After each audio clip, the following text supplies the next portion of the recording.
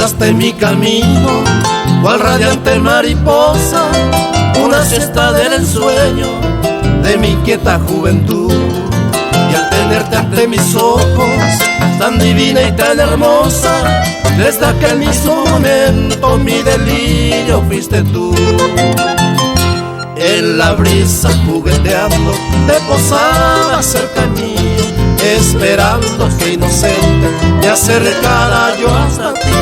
Comentabas de ese modo mi locura y desvarío, con el ansia de alcanzarte y tenerte para mí.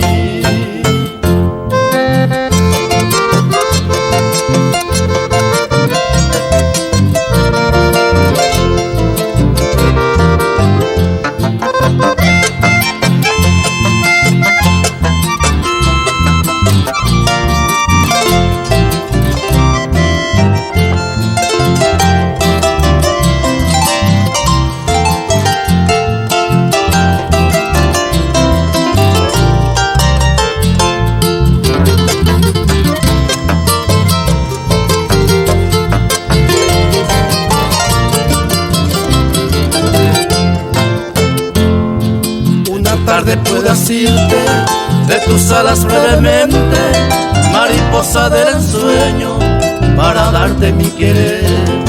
Y la dicha tan hermosa que gozamos tiernamente, en la sombra del pasado ahora miro fenecer.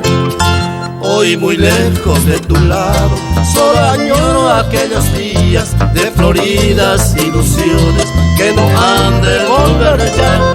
Mientras dicen estos versos con dolor el alma mía, el amor que ayer vivimos era un sueño y nada más.